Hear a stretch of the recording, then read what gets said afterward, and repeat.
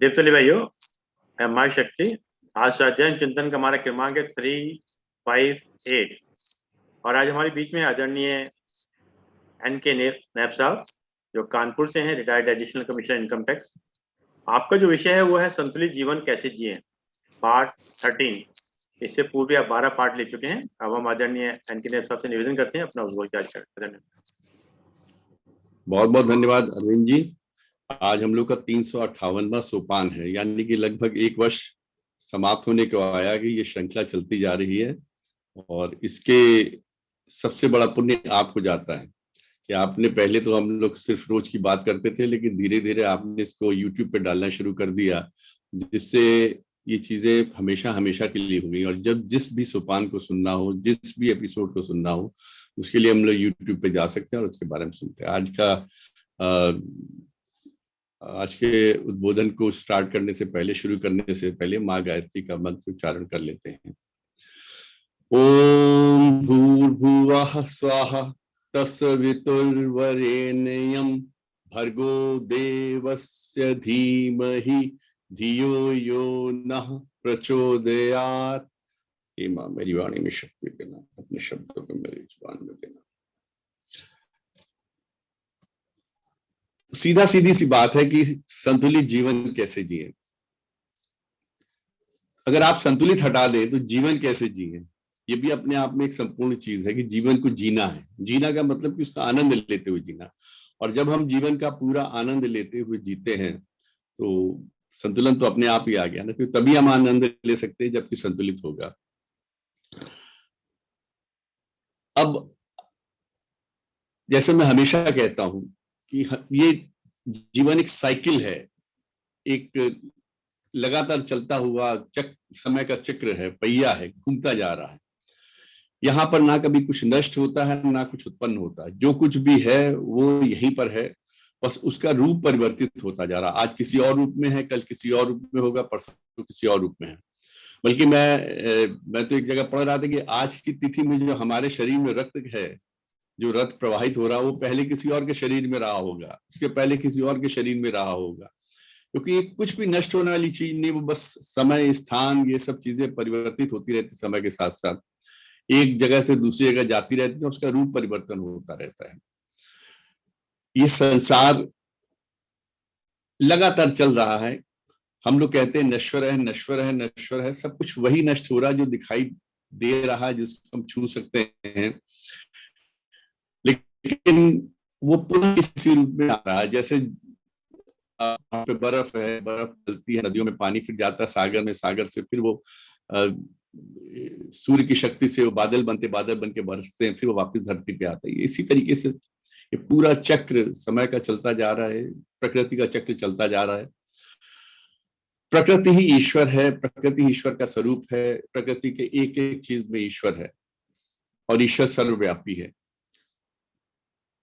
अब हम लोग देखिए निरंतर कोई ना कोई अपराध करते रहते हैं प्रभु के प्रति।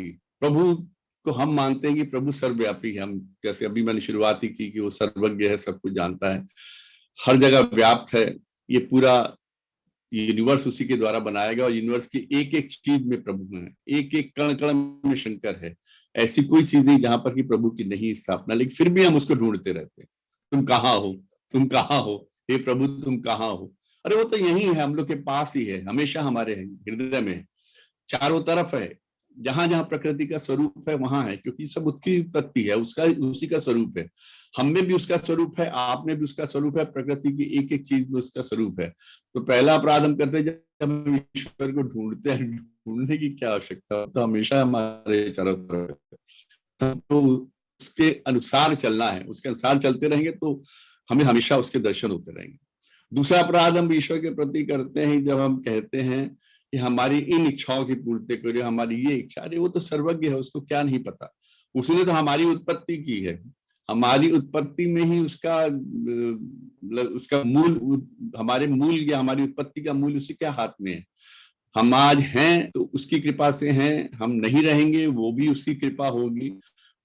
हमें किस चीज की आवश्यकता है ये भी वही जानते हैं, हमें किस चीज की आवश्यकता नहीं ये भी वही जानते हैं।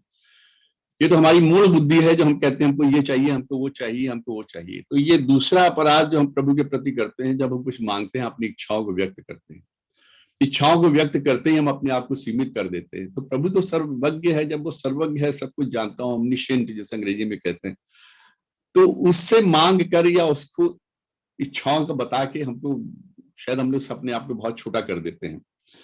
तीसरा, हम ईश्वर को नाम दे देते हैं, तुम राम हो, तुम कृष्ण हो, तुम अल्लाह हो, तुम भगवान हो, तुम बुद्ध हो, तुम। ईश्वर सब शब्दों से परे है, ये शब्द उसी के द्वारा गढ़े गए हैं। आज हमारी वाक पटुता जो है, या हम लोग जो भी बोलते हैं या जिन शब्दों से कम्युनिकेशन करते हैं, इनका प्रादुर्भाव कहाँ, ईश्वर से हुआ था। ओम का जो प्रादुर्भाव वो ईश्वर से ही हुआ।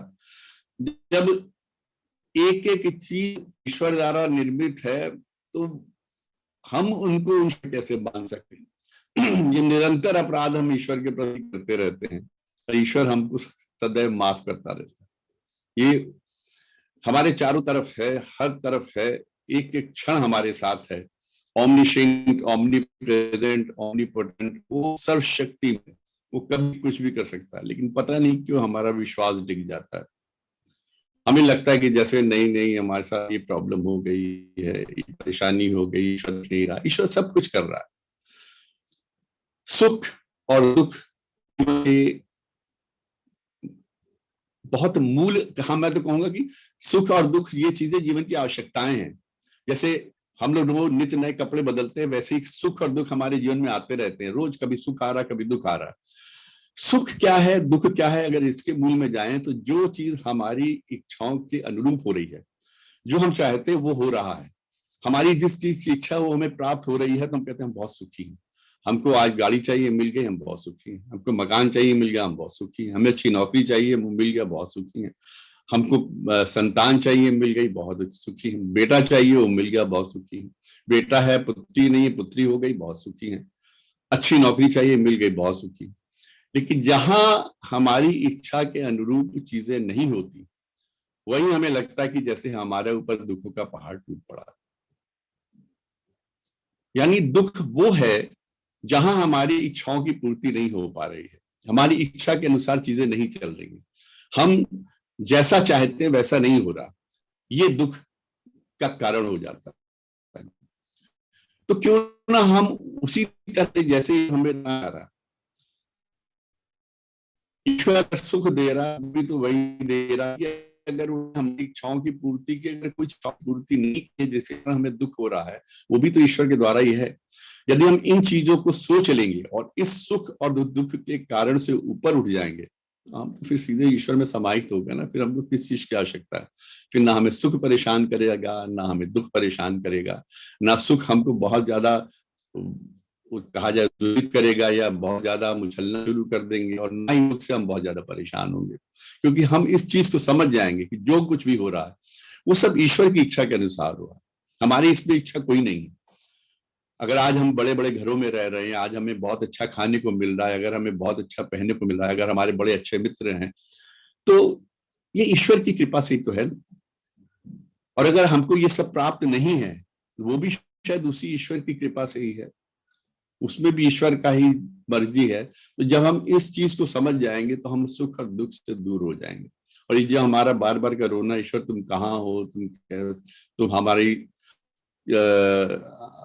हमारी केयर नहीं कर रहा है, या हमारे बारे में सोच नहीं रहे, हम ये चाहते हैं ऐसा हो नहीं रहा, ये सब चीजें हट जाएंगी। इसमें मुझे एक बड़ी सुंदर सी एक बहुत पहली कहानी हमने पढ़ी थी, बहुत अच्छा लगा था उसको पढ़ के, आई वाज थ्रिल्ड। उसमें है कि एक परेशान हाल आदमी, मतलब परेशान हाल का मतलब दुखी आदमी, दुखी का मतलब जिसकी इच्छाओं के अनुसार चीजें नहीं हो रही, वो ईश्वर से कहता है कि तुम तो कहते हो हम सब जगह हम तुम्हारा हमेशा साथ साथ हैं, लेकिन मैं इतना परेशान हूँ इस वक्त, इतना परेशान हूँ, इतना तंग हूँ, तुम मेरे साथ क्यों नहीं हो, तुम क्यों नहीं दिखाई देते। जब ये कहते कहते रोते रोते वो सो गए,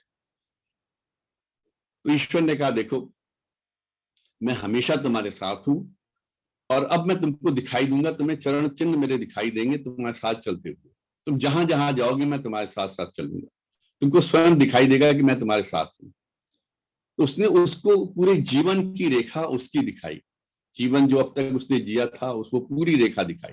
उसने देखा देखो ये जहाँ दो लोगों के चरण चिन्ह बने हैं, एक चरण चिन्ह वो है जो तुम चल रहे हो, और दूसरा वो चरण चिन्ह है जिसमें मैं चल रहा हूँ। देखो मैं हमेशा तुम्हारे साथ साथ हूँ, मैं हर जीव के साथ हूँ, मैं तो सर्वव्यापी हूँ, तुम्हारे साथ नहीं होने का तो कोई मतलब ही नहीं होता। तो जब वो जीवन की रेखा दिखा रहा था, तो एक जगह उसने देखा कि वहां पे खाली एक आदमी के चरण चिन्ह बने थे दूसरे। इससे ईश्वर से देखा यहाँ ये दलदल था, यहाँ ये परेशानी थी, यहाँ पर कांटे बिखरे हुए थे, यहाँ पे तुम मुझे छोड़ के चले गए, यही तो मेरी परेशानी थी, इस समय मैंने कितना दुख झेला था, और यहाँ पर आपने जो है मेरे को छोड़ दिया, मुझे अकेला छोड़ दिया। तो ईश्वर ने कहा नहीं, यहाँ पर तुमने अकेला नहीं छोड़ा, मुझे पता था कि तुम इस दलदल में डूब जाओगे, तुम इन कांटों की पीड़ा को नहीं सह पाओगे, इन पत्थरों की चुभन को बर्दाश्त नहीं कर पाओगे, तुम शायद मेरे पे ऊपर विश्वास छोड़ दो, अपने ऊपर विश्वास छोड़ दो, तुम्हारा आत्मविश्वास डिग जाएगा। मैंने उस वक्त तुमको अपनी गोद में उठा लिया था, इसलिए तुम्हारे चरण चिन्ह नहीं है, ये मेरे चरण चिन्ह हैं जो दिखाई दे रहे हैं। जहां जहां एक आदमी के चरण चिन्ह दिखाई दे रहे हैं तुम्हारी जीवन रेखा में, वो चरण चिन्ह तब के हैं जब मैंने तुम्हारे कष्टों को देखते हुए, तुम्हारे दुखों को देखते हुए तुमको अपनी गोद में ले लिया था, ताकि तुम्हारे कष्ट कम हो सके। ये ईश्वर है जो हमेशा हमारे साथ है, हमारे पल पल, छिन छिन, क्षण क्षण, हर क्षण हमारे साथ है, और हमें हमेशा उसके लिए कृतज्ञ रहना। हम जब कर्मों को करते हैं ना, तो हम सोचते हैं कि हमने किया, ये काम मैंने किया, ये अचीवमेंट मेरा है, ये कंपटीशन मैंने बीट किया है, ये एग्जाम में मैं पास हुआ हूं, ये मैंने इस तरीके से किया है। ये जो कर्ता की भावना जब आने लगती है, तो जब भगवान कहते हैं तुम सभी खुद ही करने लगे, तो मेरी आवश्यकता ही क्या है। तो वो एक स्टेज जो कर्ता वाली है ना, वो अहम की उत्पत्ति करती है। जब किसी बहुत बड़ा कंपटीशन बीट कर लिया, मैंने ये कर दिया, अरे आपने किया, लेकिन आपको बुद्धि किसने दी, आपको वो अवसर किसने प्रदान किए। एक ही क्लास के 30 40 50 बच्चे होते हैं, और सबके मार्क्स लगभग आसपास ही आते हैं, इंटेलिजेंट बच्चे होते हैं सब, लेकिन एक बहुत बढ़िया कंपटीशन, बहुत बड़े कंपटीशन पास कर जाता है, कोई डॉक्टर बन जाता है, कोई और किसी लाइन में आगे बढ़ जाता है, और कोई बहुत पिछड़ा रह जाता है, जबकि वो पढ़ाई में लगभग बराबर था। उसको कैसे अवसर मिले, किस तरह के अवसर मिले, किस तरह की सुविधाएं मिली, ये ईश्वर की इच्छा के ऊपर निर्भर करता है। उसके लिए हमें उसका कृतज्ञ रहना, ये कर्ता की भावना हमें अपने पास से हटानी होगी। एक दूसरी चीज और है कि हम जीवन में दिन भर जिन जिन चीजों से मिलते हैं, जिन जिन चीजों से हमें रूबरू होना पड़ता है, या जिन लोगों से हम मिलते हैं, जिन परेशानियों को हम जीते हैं, या जिन चीजों को हम प्राप्त करते हैं, वो और कुछ नहीं है, वो स्वयं में हमारा दर्पण है, हमारे कर्मों का दर्पण है। हमारे कर्म ही हमारे आने वाली परिस्थितियों को निर्धारित करते हैं। हमारे कर्म ही ये निर्धारित करते हैं कि हम किन लोगों से मिलेंगे, हमारे कर्म ही ये निर्धारित करते हैं कि हम किन परेशानियों में आएंगे, हमारे कर्म ही ये निर्धारित करेंगे कि हम उन परेशानियों से कैसे बच सकते हैं, हमारे कर्म ही ये निर्धारित करते हैं कि हमें कौन से सुख मिलने हैं, कौन कौन से अच्छी चीजें हमारे जीवन में घटित होने वाली हैं। यानी कि हमारे कर्म ही हमारा दर्पण है, हमारा जो भी आने वाला समय, आने वाले लोग हमारे जीवन के, आज की तारीख में जैसे हम जूम मीटिंग में बैठे हुए, लोग के सामने बैठे हुए, हम चर्चा कर रहे हैं, ज्ञान की चर्चा कर रहे हैं, ये हमारे कर्मों का दर्पण है। कि हमने पिछले साल 1 साल से ऐसे कर्म कर रहे हैं जूम मीटिंग में, या उस तरफ लॉ लग गई कि हमारी एक डायरेक्शन ही जीवन का चेंज हो गया कि हमको शाम को बैठना, सब लोग के साथ बैठना और ज्ञान के ऊपर चर्चा करनी है, जिसका इसके पहले किसी ने सोचा भी नहीं था कि हम लोग इस तरीके से जूम मीटिंग करेंगे, एक दूसरे के साथ डिस्कशन करेंगे, चीजों को करेंगे। तो ये हमारा दर्पण ही तो है, जीवन का दर्पण ही है, ये कर्म है हमारे जो शीशा बन के हमारे सामने आते हैं और दिखाते हैं हमने ये किया था, ये आपको उसकी उपलब्धि हो रही है। तो हमें करना क्या है? हमें तो यही करना है कि ऐसे कर्म करें, इस तरह की अपनी सोच रखें कि हर तरफ सकारात्मकता हमारे चारों तरफ रहे, अच्छी अच्छी चीजें रहें, अच्छे लोग रहें, अच्छी संगत रहें, हम लोग अपनी जुबान पर अच्छी चीजें रखें, अच्छे विचारों को रखें। जब ये सब चीजें अच्छी अच्छी होंगी, जब हर चीज अच्छी होने लगेगी, तो आप विश्वास मानिए हम लोग के जब कर्म अच्छे होंगे तो जीवन का दर्पण भी उतना ही खूबसूरत होगा। उसमें हमको अपने जीवन का जो चेहरा है, वो भी जीवन वृत्त का चेहरा जो है, वो भी उतना ही खूबसूरत दिखेगा। तो ये हमारे अपने हाथ में है कि हम अपने जीवन को किस तरीके से बनाना चाहते हैं, कितना खूबसूरत रखना चाहते हैं। जितने अच्छे कर्म करेंगे, जितनी अच्छी सोच रखेंगे, जितने अच्छे विचार रखेंगे, उतना ही खूबसूरत हमारे जीवन का चेहरा होगा, हमारे जीवन वृत्त का चेहरा होगा, उतना ही हमारे खूबसूरत चेहरा उस दर्पण, जीवन के दर्पण में दिखाई दे। तो यहां हमको अपने ऊपर नियंत्रण करना है। नियंत्रण का मतलब अपने आप को ऐसे डायरेक्शन में रखना है जो कि चारों तरफ सकारात्मकता दे, पॉजिटिविटी दे, नेगेटिविटी से दूर रहे। नेगेटिविटी कई चीजों से आती है। आपने देखा कि छल कपट किसी के साथ करना, कभी कोई आपके साथ कहीं छल कपट कर रहा हो तो उसके बाद आपके अंदर जिस तरह की जो भावनाएं आती हैं उस व्यक्ति के प्रति, उसके बारे में कोई सोच के देखिए कितना बुरा लगता है कि आपके साथ कोई छल कर जाए, कपट कर जाए। मतलब यूं समझ लीजिए कि दिल की आहें जाती हैं, यानी कि उस आदमी ने आप से वो आहें परचेज की आपके साथ छल कपट करके, एडिशंस आपने उसको भेजी,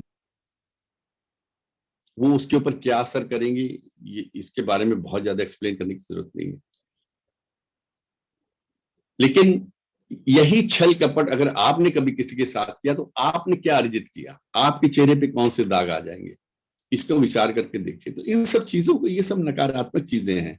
किसी के साथ छल कपट करना, अननेसेसरी क्रोध करना, इतना क्रोध कर लेना कि आदमी को अपना व्यक्तित्व ही भूल जाए कि मैं क्या हूँ क्या हूँ, छोड़ो सब कुछ देखा जाएगा, जैसा होगा मैं आज इसको देख लूंगा, ये सब चीजें। तो स्वयं को नियंत्रित करना बहुत आवश्यक है। आज एक चर्चा करना जा रहा था, परिवार के साथ किस तरह का सामंजस्य बैठाया जाए। ये बहुत इस वक्त की जरूरत, आवश्यकता पड़ रही है, जन जन की आवश्यकता पड़ रही है, हर घर में आवश्यकता पड़ रही है। हम लोग एक दूसरे से कटे जा रहे हैं। परिवार में आप देखिए एक साथ रहते हुए हम लोग एक दूसरे से अजनबी बने हुए, कम्युनिकेशन गैप हो गया है। जनरेशन गैप की बात बाद में होगी, पहले कम्युनिकेशन गैप, पति पत्नी के बीच संवादहीनता हो रही जा रही है, भाई भाई के बीच संवादहीनता हो रही जा रही है, कम्युनिकेशन नहीं हो रहा है, बहन भाई के बीच कम्युनिकेशन नहीं हो रहा है, पिता पुत्र के बीच कम्युनिकेशन नहीं हो रहा, बच्चों के बीच में आपस में कम्युनिकेशन नहीं हो रहा। इसमें शायद काफी हद तक सोशल मीडिया का भी हाथ है, इस मोबाइल का भी हाथ है, और इस चीज का भी हाथ है कि पहले जो कई चीजें कॉमन होती थी घर में, एक रेडियो होता था, सब गाने सुनते थे, एक टीवी होता था, सब बैठ के प्रोग्राम देखते थे, घर के कमरे में टॉयलेट नहीं होता था, बाहर टॉयलेट होता था, सुबह सब लोग मिलते थे निकल के। अब सारे अटैच टॉयलेट्स वाले बाथरूम, कमरे हो गए, बेडरूम हो गए, सबका अपना प्राइवेट टीवी हो गया है, सबका अपना प्राइवेट एसी हो गया है, कोई किसी के ऊपर डिपेंडेंट नहीं रहा। तो सब अपने कमरों में, ऑफिस से घर आएंगे सीधे अपने कमरे में चले जाएंगे, वहीं खाना खाएंगे, सो जाएंगे, अगले दिन सवेरे कमरे में उठे, तैयार हुए, तैयार होके कपड़े पहन कमरे से बाहर निकले, चले गए। पत्नी अपना मोबाइल पे बिजी है, फेसबुक पे लाइक्स डिसलाइक्स इसको ये सब कर रहे हैं, आप अपना मोबाइल पे बिजी हो गए, फोन पे बिजी हो गए, ये हो गए। तो ये संवादहीनता बहुत बढ़ती जा रही है। तो जब संवादहीनता होती है तो हम लोग एक दूसरे की समस्याओं को भी नहीं समझते। हर आदमी अपनी समस्या के साथ खुद ही उलझा हुआ, खुद ही उसके सुलझाने की कोशिश करता है, और वो सोचता है कि उससे ज्यादा अच्छा कोई नहीं जानता, उस समस्या को उससे ज्यादा अच्छी तरह कोई नहीं सुलझा सकता, इसलिए वो अपनी समस्याएं भी नहीं बताता। ये संवादहीनता को दूर करना बहुत आवश्यक है। जब तक ये संवादहीनता नहीं दूर होगी, हम लोग का एक सामंजस्य जो परिवार का है वो नहीं बैठ सकता। संवादहीनता दूर करने के लिए क्या करना चाहिए? क्या हम लोग थोड़ी देर अपने मोबाइल्स को बंद नहीं कर सकते? क्या हम लोग थोड़ी देर तक सोशल मीडिया से दूर नहीं हो सकते? क्या हम लोग कभी बैठकर एक साथ 10-15 मिनट, 1 घंटा, 1.5 घंटा चीजों को डिस्कस नहीं कर सकते? परिवार की चीजों को डिस्कस नहीं कर सकते? आवश्यक है। इसके लिए कहीं ना कोई नियम हमको बनाने पड़ेंगे। हम लोग धीरे धीरे, हम लोग को खुद नहीं पता चल रहा है कि किस तरीके से संवादहीनता हम लोग के जीवन में घुसती चली गई, और हम उसको एक सामान्य सी चीज मांग रहे हैं, मानते हुए चले जा रहे हैं। ये तो सामान्य सभी के साथ है, नहीं, हमको बैठना होगा, एक साथ बैठना होगा। इसमें बड़ा अच्छा एक जोक एक बार पढ़ा था मैंने कहीं पे। एक दो लेडीज आपस में बात करती, कहती कल घर में लाइट नहीं थी तो नेट भी नहीं चल रहा था, तो मेरे को मजबूरी में पति के साथ बैठ के बातचीत करनी पड़ी, और मुझे लगा कि वो भला आदमी है। उसको यही नहीं पता था कि उसका पति किस तरह का, उसका नेचर किस तरह का। कहती नहीं, वो भला आदमी लग रहा था मेरे को, अभी तक तो मैं उसको कुछ और समझती थी। एक नया एक स्लोगन चल पड़ा कि पावर कट हो जाने से सब लोग एक साथ आके बैठने लगे हैं, तो by disconnecting power we are connecting the families. ये भी एक नया स्लोगन आ गया। तो कहीं ना कहीं हमें पावर कट की क्यों जरूरत पड़ रही है? हम लोग अपने 24 घंटे में से 1-2 घंटा ऐसा करते हैं जहां सारे मोबाइल सब स्विच ऑफ करते हैं। और विश्वास मानिए, जब मोबाइल नहीं होते थे, जब इस तरह के गैजेट्स नहीं होते थे, जो इलेक्ट्रॉनिक गैजेट, टीवी वगैरह नहीं होते थे, तब भी जीवन चल रहा था, और शायद इससे कहीं बेहतर चल रहा था। आज की तारीख में हम लोग जीवन जो जी रहे हैं, इससे कहीं बेहतर जीवन हम लोग जी रहे थे, कहीं खूबसूरत जीवन जी रहे थे। खूबसूरत का मतलब, हो सकता है कि हम लोग को इतना ज्ञान गूगल पर ना मिल रहा हो, या इतने हम उसमें कहना चाहिए बहुत राजसी ठाट बाट से ना रह रहे हो, लेकिन आत्मविश्वास था कहीं ना कहीं। मेरा भाई है, मेरी कष्ट, इसके पास मेरी समस्याओं का हल है। मेरे पिताजी हैं, इनके साथ मैं डिस्कस कर सकता हूँ। मेरी माता जी हैं, मेरा बहुत ख्याल रखती हैं। मेरे भाई बहन, मेरे ये रिश्तेदार, हम सब लोग मिलते जुलते रहते थे एक दूसरे से। अब तो बस सवेरे गुड मॉर्निंग एक व्हाट्सएप पे हो जाता है, दिन भर कोई मतलब नहीं, रात को गुड नाइट, सो गए। हमने जैसे अपना फर्ज पूरा कर लिया। अगर किसी के 2-4-6 दिन गुड मॉर्निंग का मैसेज नहीं आया, तो फोन करके पता कर ले, भैया हो या कोरोना तुमको ले गया। ये माहौल हो गया है। तो हमको कहीं ना कहीं इस सोशल मीडिया से थोड़ी देर दूर करके अपने उस पुरातन वाले चरित्र में जाना बहुत जरूरी है, जिससे कि परिवार में सामंजस्य स्थापित हो पाए। परिवार कटते चले जा रहे हैं। मैं ये नहीं कहूंगा कि एक दूसरे का बुरा सोच रहे हैं, बुरा नहीं सोच रहे, लेकिन एक दूसरे के बारे में सोच ही नहीं रहे हैं। कोई किसी के बारे में सोचता ही नहीं कि वो कैसा है। कोई किसी को पूछ ही नहीं रहा कि तुम कैसे हो। कोई किसी के बारे में किसी को अंदेशा नहीं कि वो अंदर किस तरीके का कष्ट लेके जी रहा है, या उसको कोई प्रॉब्लम आ गई है, या उसके ऑफिस में कोई है कुछ उसको तंग कर रहा है, आपकी बहन बेटी को मोहल्ले में कोई परेशान कर रहा है। ये सब चीजें कटती चली जा रही हैं। उसके लिए बहुत आवश्यक है कि कम से कम पूरा परिवार एक नियम बना के रोज रात को कम से कम डिनर तो एक साथ कर लो, खाना एक साथ खा लो। खाने पे बैठो, थोड़ी देर सलाद वलाद खाते रहते, उसके बाद खाना खाते, उसके बाद सारे मोबाइल स्विच ऑफ कर दीजिए। जिसको काम है आपसे, वो आपके मोबाइल स्विच ऑन होने के बाद फोन कर लेगा, और जिससे आपको काम होगा, आप बाद में उससे बात स्वयं कर लेंगे। और व्हाट्सएप के मैसेजेस आप 1 घंटे बाद पढ़ लेंगे, तो उन मैसेजेस की महत्ता खत्म नहीं हो जाएगी। और अगर आप किसी को 1 घंटे बाद कोई मैसेज कर देंगे, तो उससे कोई पहाड़ नहीं टूट पड़ेगा। लेकिन जब 1-1.5 घंटा आप अपने परिवार के साथ एक साथ बैठकर भोजन करेंगे, एक दूसरे के साथ कम्युनिकेशन करेंगे, एक दूसरे का हाल चाल लेंगे, एक दूसरे के बारे में पता करेंगे, विश्वास मानिए कि ना केवल आपस सामंजस्य आ जाएगा, विश्वास बहुत बढ़ता है जीवन के प्रति। हम लोग का आत्मबल बहुत बढ़ जाता है कि कोई है हमारे साथ। कोई है, हमारा भाई है जो हमारी केयर करेगा, हमारी बहन है जो हमारी केयर करती, पत्नी हमारी केयर करती है, हमारे माता पिता हैं हमारी केयर करते हैं। और इसमें हमारे परिवार के जो लीडर्स हैं, प्रमुख हैं परिवार के हमारे, आप पितृ, जो अगर घर में माता पिता का साया है तो उनसे बड़ा कौन हो सकता है घर में। वो तो साक्षात ईश्वर का स्वरूप है जिन्होंने हमको ये जीवन दिया। लेकिन जिनके घर में माता पिता नहीं रहे, उनके घर में सबसे बड़ा भाई, उसको परिवार का प्रमुख मुखिया मानिए, उसके प्रति श्रद्धा भाव रखिए। अपने माता पिता अगर हैं तो उनके प्रति श्रद्धा भाव रखिए, उनकी बातें सुनिए, उनके अनुभव से सुनिए। और उनका भी कर्तव्य बनता है कि वो किस तरीके से अपने समय की धारणाओं को, अपने समय की परंपराओं को कैसे आगे बढ़ाए। देखिए, हम सब लोग इस जीवन में आए हैं एक लिमिटेड समय के लिए। कोई अनिश्चित काल तक नहीं है, कोई कालजयी नहीं है, कोई अमृत पी के नहीं आया है जो यहां से जाएगा नहीं। सबने जाना है, सबने। We are just custodians. हम यहाँ पे, हमारे पास आज भी तारीख में जो कुछ भी है वो खाली हम उसके एक चौकीदार की तरह हैं। हम जिस घर में रह रहे हैं, जिस मकान में रह रहे हैं, जिस फ्लैट में रह रहे हैं, वो या तो पहले था ही नहीं, अगर था तो किसी और का था। ये जमीन आज की नहीं है, ये तब भी थी जब हम नहीं थे, और तब भी रहेगी जब हम नहीं रहेंगे। हम सिर्फ अपने उस जीवन भर को रहने के लिए यहाँ पर हैं। जब हम इतने ही समय के लिए हैं तो हमको किसी ने वो चीजें आगे बढ़ा के दी, आगे बढ़कर दी, यानी कि किसी ने पास ऑन की हम पे। और हम जब जाएंगे, हम अपने जितने भी अधिकार क्षेत्र के एसेट्स हैं, जो भी कुछ है, वो हमें नेक्स्ट जनरेशन को पास ऑन करना है। ये एक परिवार की इकाई की बात करो, ऐसे समाज चीजों को अगली पीढ़ी को पास ऑन करता है। ये सब जितना स्मूथली हो जाए, जितना आराम से हो जाए, जितना बिना भेदभाव के हो जाए, बिना किसी लाग लपेट के हो जाए, उतना ही अच्छा है। और यहाँ पर हमारे संस्कार काम आते हैं।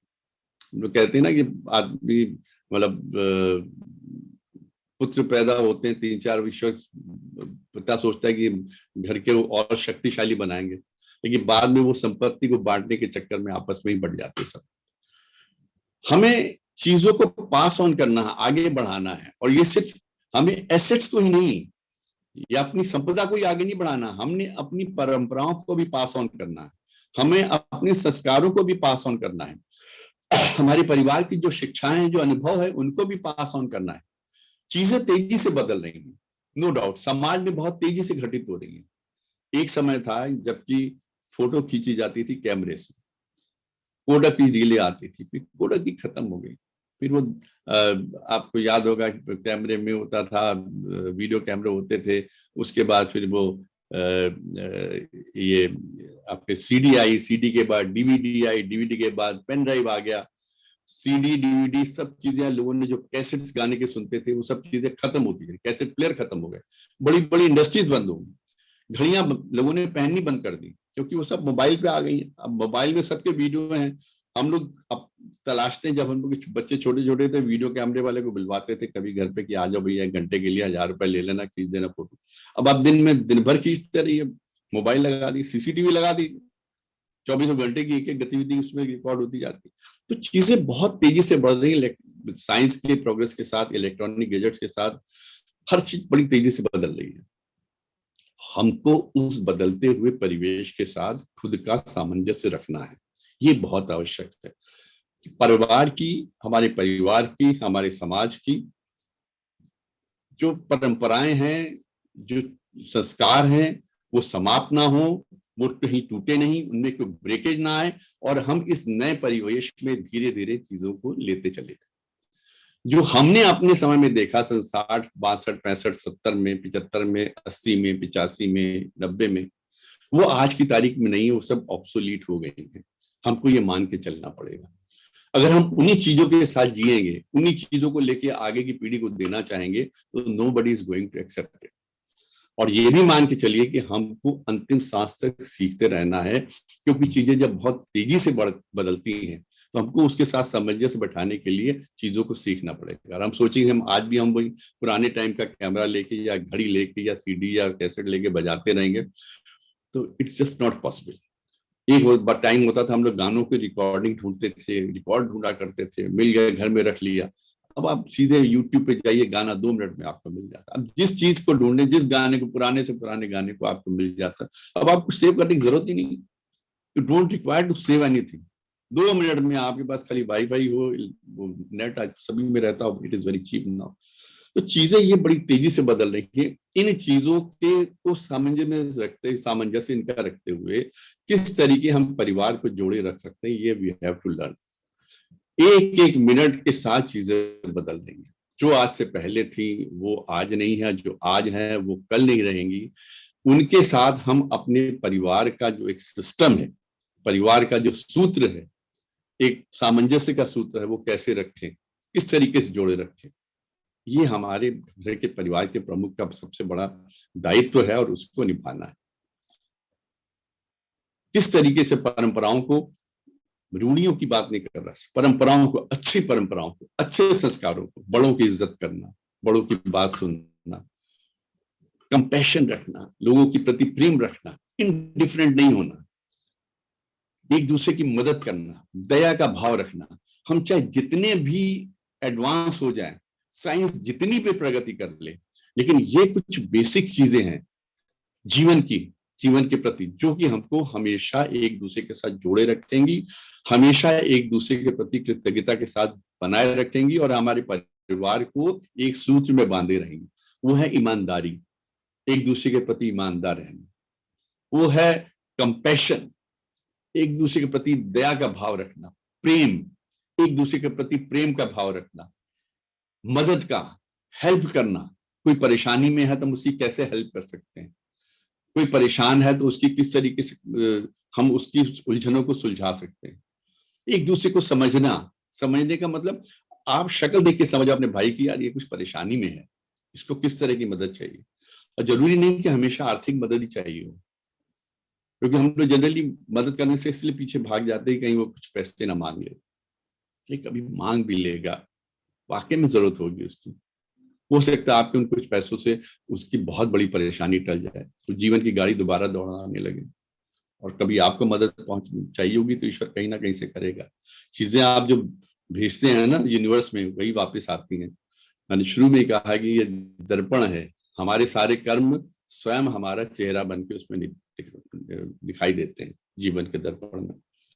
तो इन सब चीजों को किस तरीके से हम पास ऑन करें अगली पीढ़ी में, कि वो आज की तारीख में जो भी परिवर्तन हो रहे हैं समाज में, जो भी परिवर्तन हो रहा है विज्ञान के क्षेत्र में, उन सब के साथ सामंजस्य रखते हुए, उन सब के साथ एकाग्रता रखते हुए, एकात्मकता रखते हुए हमारे जीवन में आगे बढ़ते रहें और परिवार हमारा बिखरे नहीं। क्योंकि जब हमने एक दूसरे के प्रति ईमानदार रहना छोड़ दिया, दूसरे के प्रेम का भाव छोड़ दिया, दया का भाव छोड़ दिया, दूसरी परेशान नहीं आए, दीवारें बीच में खींचनी शुरू कर घरों के बीच में, तो फिर हम लोग एक दूसरे को नहीं समझ पाएंगे, परिवार टूट जाएंगे। एक ही घर के एक कमरे में एक भाई रोता रहेगा रात भर आंसू में, और दूसरे कमरे से आपको खिलखिलाने की आवाजें आती रहेंगी। ये नहीं होना चाहिए। उसके लिए जो मैंने आपको शुरू में कहा है कि हमको एक साथ बैठना है, एक साथ विचार करना, संवादहीनता को समाप्त करना, ये बहुत आवश्यक है, बहुत जरूरी है। आज एक और बात कहना चाहता हूं कि क्या ये जरूरी है कि हम दूसरे की तभी पहचान सके जब वो हमको अपनी परेशानी बताए? क्या हम ये नहीं समझ सकते कि हर आदमी अपनी किसी ना किसी परेशानी में जूझ रहा है? अगर किसी का व्यवहार किसी समय हमारे प्रति कठोर है, या उसने कभी कुछ ऐसी जो हमारे साथ हमेशा बहुत अच्छा लगा, कभी उसने किसी बात को कठोरता के साथ कह दिया, उसके पीछे कारण कुछ तो रहा होगा। हम उसको दिल में लगा के बैठ जाएं और मन में एक हमेशा के लिए खटास बना, ये कहां तक उचित है? कभी हम उसके मन को पढ़ के तो देखें कि उसने ऐसा क्यों किया, ऐसा क्यों कहा।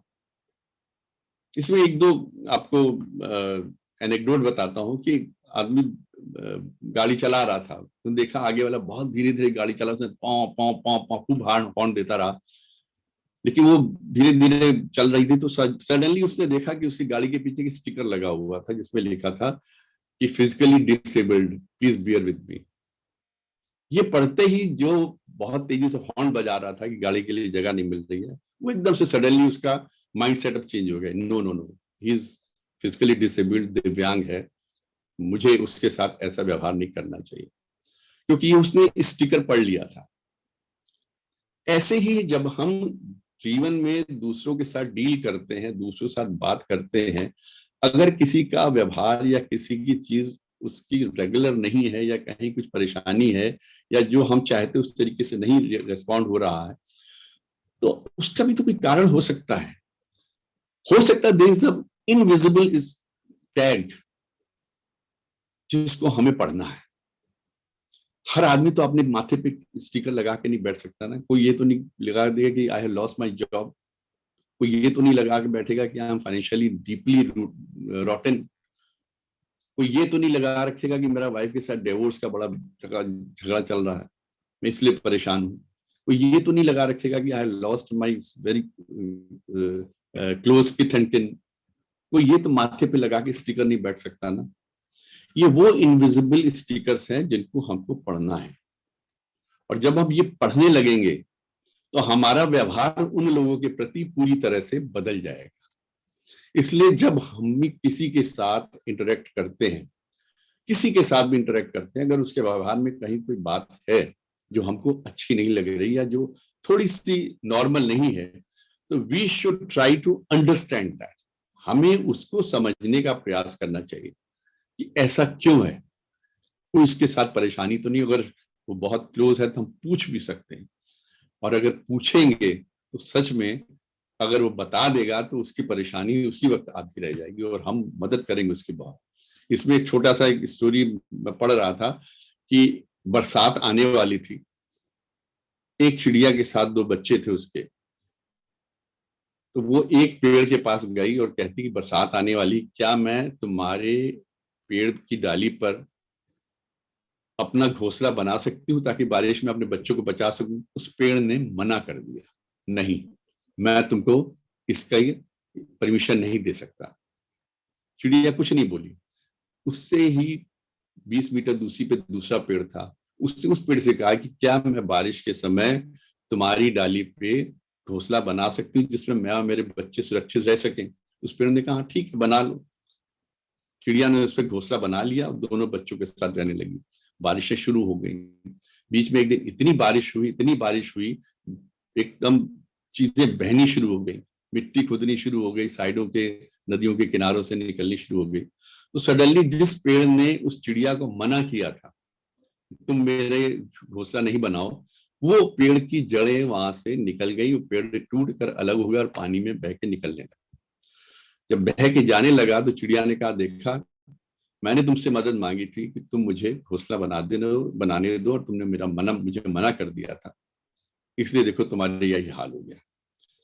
तो उस पेड़ ने कहा, नहीं, ऐसा नहीं था, तुम मेरी डाली पे अपना घोंसला बनाना चाहती थी, लेकिन मुझे पता था मेरी जड़ें बहुत कमजोर है, मेरी जड़ें कमजोर हैं, ये पानी का प्रवाह नहीं झेल पाएंगी और तुम्हारा घोंसला उस बारिश में बह जाएगा मेरे साथ ही, तुम्हारा नुकसान हो जाएगा, तुम्हारे बच्चों का भी नुकसान हो जाएगा, इसलिए मैंने अपनी कठोरता से तुमको मना कर दिया था। देखो आज तुम सुरक्षित हो, मेरे को तो बहना ही था।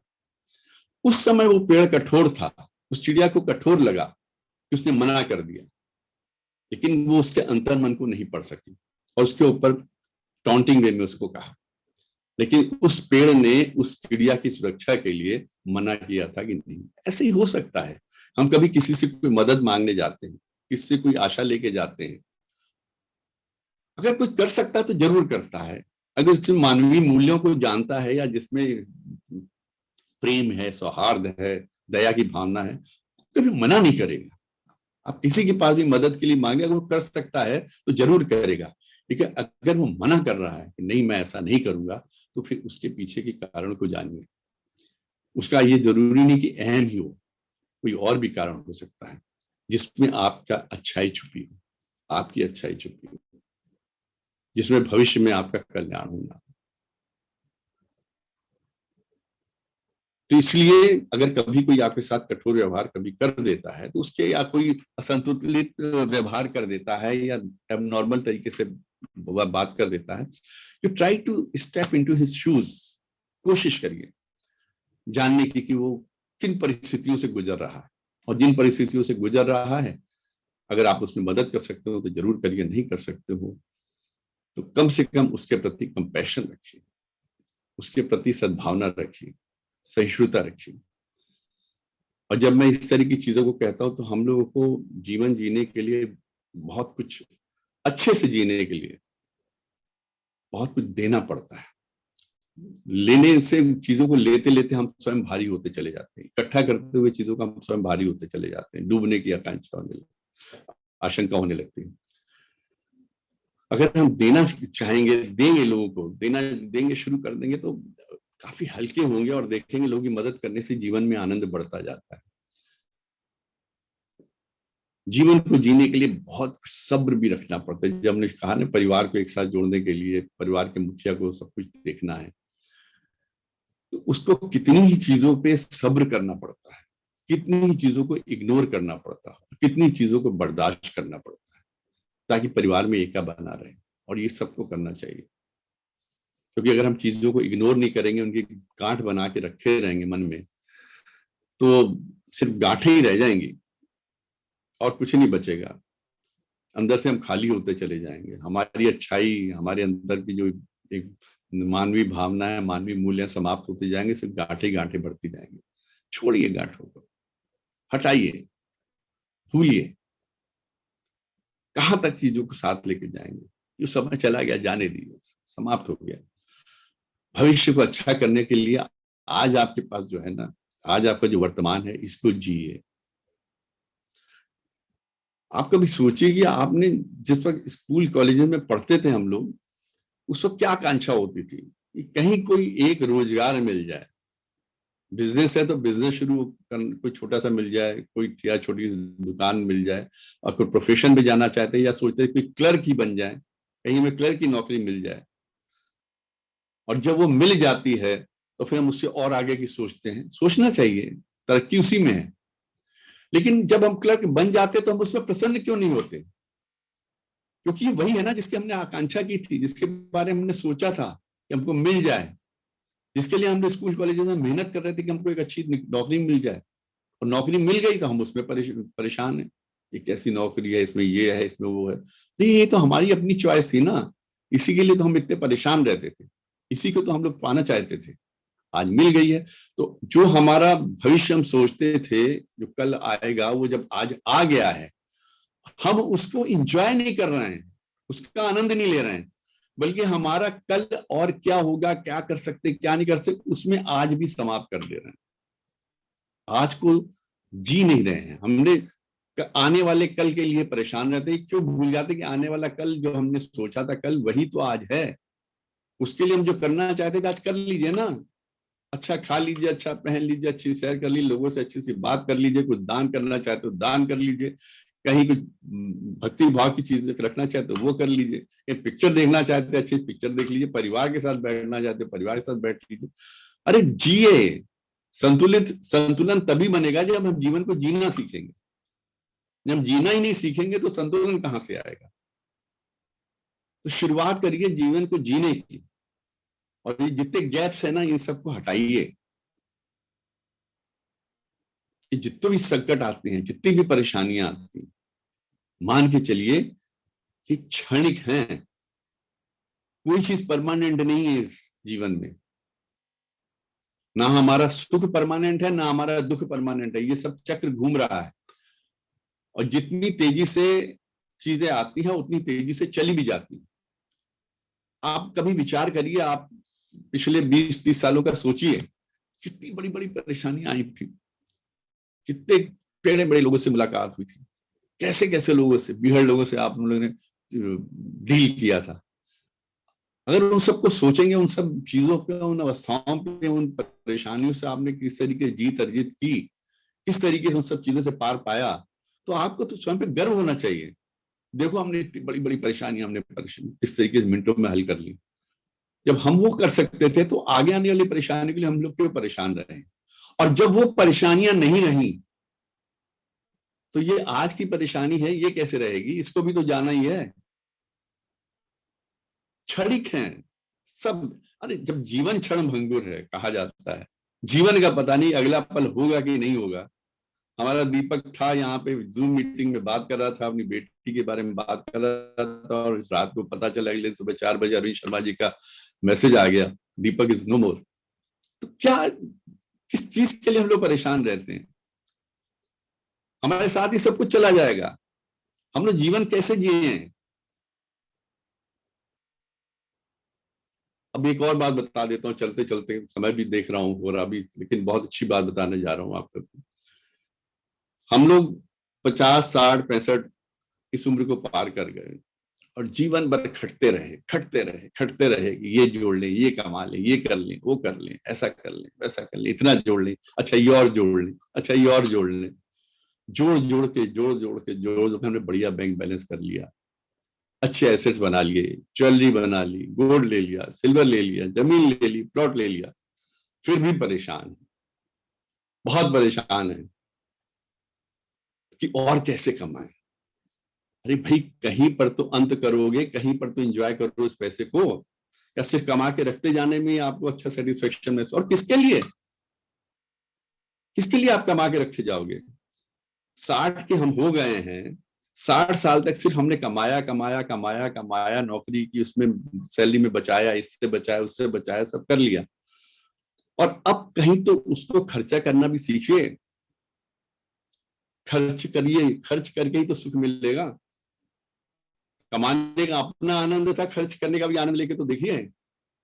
इसमें भी एक बड़ी छोटी सी एक एनेक्डोट अभी रिसेंटली मैंने पढ़ा था। एक आदमी था, अपने मकान में रह रहा था, लेकिन बहुत परेशान था, अकेला था वो, मतलब उसकी वाइफ की भी डेथ हो गई थी। तो एक साइकेट्रिस्ट के पास गया, उससे कहा कि भाई मैं बड़ा परेशान रहता हूँ। उसने कहा क्या परेशानी है? बस ये है कि अकेला हूँ, अब बस कुछ समझ में नहीं आता क्या करें, किस तरीके में, बड़ी गरीबी में जिंदगी जी रहे हो। गरीबी में जी रहे हो, इतने बड़े अच्छे मकान में रह रहे हो, पेंशन भी मिल रही ठीक ठाक, क्या प्रॉब्लम है? बस जीवन का आनंद नहीं आ रहा, बस हाथ बड़ा तंग रहता है। तो उन्होंने पूछा तुम्हारी कोठी है कितने की होगी? साहब 8 करोड़ की होगी। तो बेच दो, इतनी बड़ी कोठी में अकेले क्यों रह रहे हो? 8 करोड़, ये एक रियल एनेक्डोट बताया था तो मैंने पढ़ा, उसे 8 करोड़ की कोठी बिकवा के उसको 2 करोड़ का एक फ्लैट दिलवा दिया। रहना तो एक ही कमरे में है ना, अकेले रहते हो, इतनी बड़ी कोठी का क्या करोगे? अब 6 करोड़ रुपए में उन्होंने 4 करोड़ रुपए उस पे डलवा दिए बैंक में, और 2 करोड़ रुपए का उसे गाड़ी वाड़ी ये जो भी एसेट्स वगैरह खरीद सकते थे, इलेक्ट्रॉनिक गैजेट्स, सब बढ़िया खरीदवा के उसके फ्लैट को जमा जम कर दिया।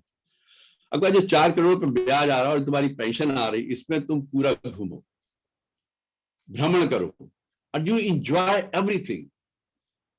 1 साल के अंदर जो आदमी लगभग बीमारी की हालत में आ गया था, साइकेट्रिस्ट के पास जाना पड़ा था, दिमागी अवसाद के उसमें चला गया, डिप्रेशन में चला गया था, 1 साल के अंदर he started reliving his life. सिर्फ उसके एसेट्स को मैनेज किया, उसने खर्चा करना शुरू किया। उसने कहा तुम्हारी उम्र 60 साल की हो गई है, कितना तुम्हारा जीवन बचा है? तो उन्होंने उसकी कैलकुलेशन लगाई तो कहा करीबन शायद 12 साल हुआ और जिया था। 12 साल में बाद भी जब उसकी डेथ है, जो उसका 4 करोड़ रुपये था बैंक बैलेंस, वो 6 करोड़ के आसपास हो गया था, इंटरेस्ट वगैरह मिला के उसे खर्चा भी कर रहा था। और जो 2 करोड़ का फ्लैट लिया था, जो एसेट फ्लैट या मकान जो भी लिया था छोटा, वो मरते टाइम उसका फिर वो 8 करोड़ का हो गया था, वैल्यू उतनी हो गई थी।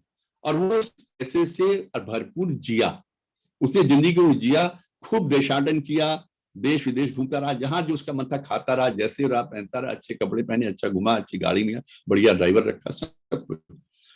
ये हमारी अजीब सी टेंडेंसी हो गई है कि हमारे आखिरी दम तक कमाना कमाना कमाना कमाना, इसको और जोड़ लूं और जोड़ लूं। हम किसके लिए छोड़ के जा रहे हैं? जिंदगी भर हमें लगता है कि हम अपने लिए कमाएं, अपने लिए कमाएं, अपने लिए कमाएं, हमें और अच्छा जीवन स्तर सुधारना।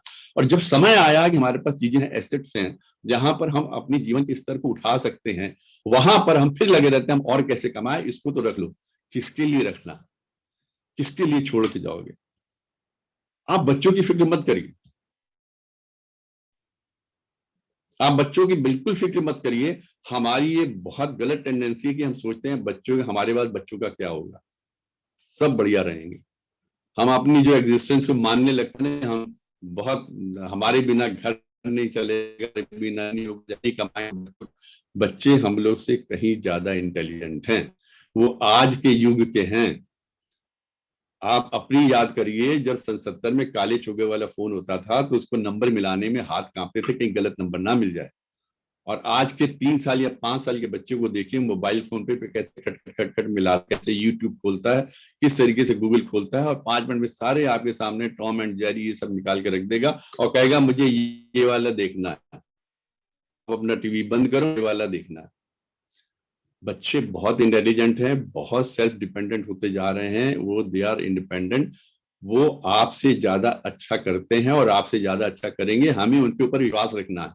हम कहीं उनके ऊपर अपना विश्वास नहीं रख पाते। हम लोगों को लगता है कि हमारी मदद के बिना बच्चे कुछ नहीं कर सकते, उनको हमारी मदद की बहुत जरूरत है। ऐसा कुछ नहीं है। बच्चे बहुत इंटेलिजेंट है, कहीं ना कहीं हम उन पर विश्वास नहीं रखते, ये बहुत बड़ी गलती करते हैं। और एक बार आप उन पर विश्वास करके देखिए, उनके साथ बैठ के बात करिए, उनके साथ आर्ग्यूमेंट्स करिए, तो आपको लगेगा कि आपके पास उनकी बातों के जवाब नहीं है। You are losing your arguments, they are so intelligent. बस हम उनके ऊपर विश्वास नहीं रखते। कभी आप उनको ये कहिए कि छोड़ दीजिए उन पे कि अब तुम जो कहोगे, हम लोग आपस में दोस्त की तरीके बात कर रहे हैं, कि तुम्हारे पास इन बातों का क्या जवाब है। और विश्वास मानिए, आज के एजुकेशन स्टैंडर्ड से, जो उनका एजुकेशन का स्टैंडर्ड है, उस हिसाब से 5 से 10 मिनट नहीं लगेंगे, वो आपको लाजवाब कर देंगे। अगर वो आपकी जवाब नहीं देते हैं, आपकी बातों को नहीं काटते हैं, तो हम लोग को वो बच्चों का लिहाज है, उनके संस्कार हैं, उनका हम लोग के प्रति आदर है। तो आप उनकी फिक्र छोड़िए। अब आप जीवन में जो मेहनत की है, जो भी मेहनत की है, जितना जीवन में आपने अपने आप को खपाया है, जीवन के वो क्षण, गोल्डन पीरियड आपने लगाए हैं अपने जीवन को अच्छा बनाने के लिए, अब उस अच्छाई के साथ जीजिए, जीना शुरू करिए।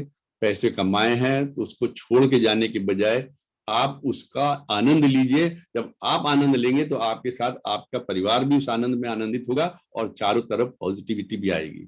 मैं पैसे को उड़ाने के लिए या बर्बाद करने के लिए नहीं कह रहा, खर्चा करने के लिए कह रहा हूँ।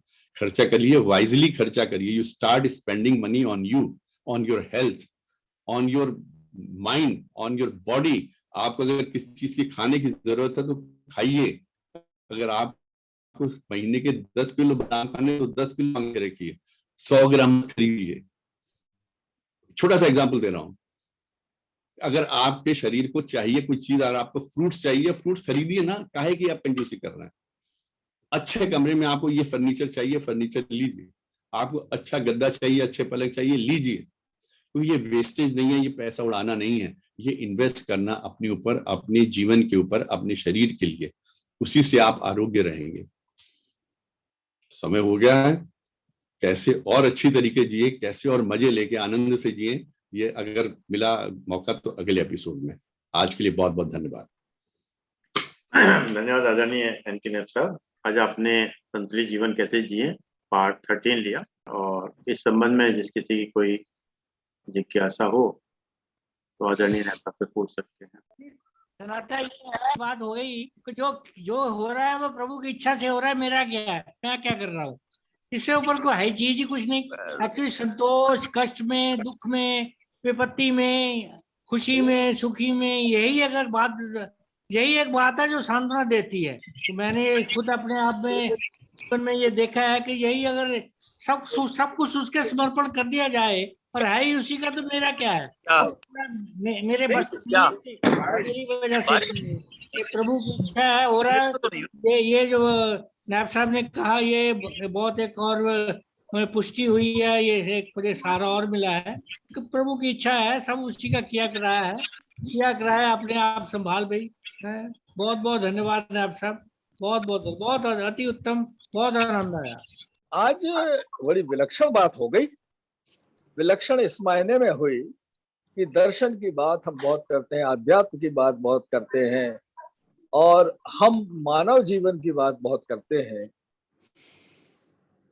और एक नौकरी पेशा आदमी, उच्च पदस्थ आदमी इनकम टैक्स कमिश्नर के रूप में जिसने काम किया हो, जिससे इन सब चीजों का कोई मतलब नहीं है, अगर वो ये कह दे कि हमें वर्तमान में जीना चाहिए, अरे गजब, पूरी फिलॉसफी उसी पे है मनुष्य जीवन की कि हमें वर्तमान में जीना चाहिए, अतीतानुराग से बचना चाहिए, और भविष्य आपके हाथ में है नहीं है, भविष्य के प्रति केवल आशा बना के रखिए। एक बात और आपने कह दी, उस पर भी मैं टिप्पणी जरूर करूंगा।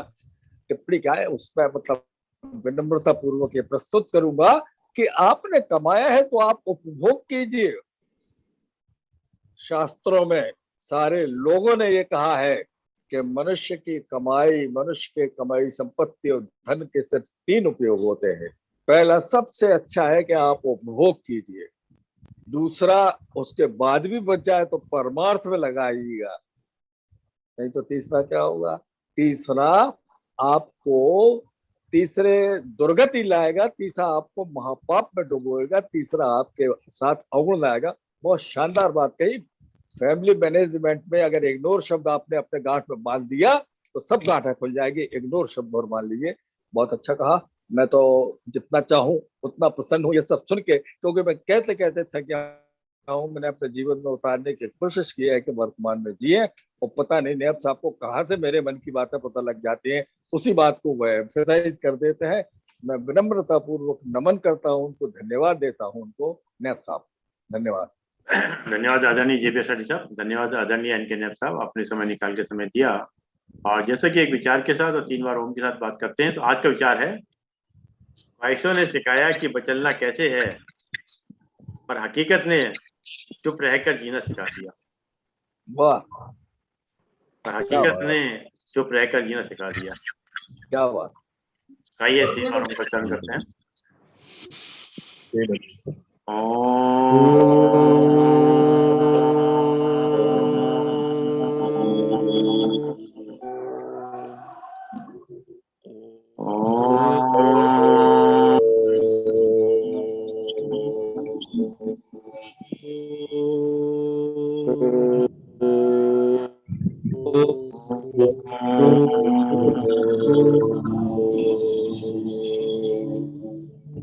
शांति शांति शांति शांति शांति।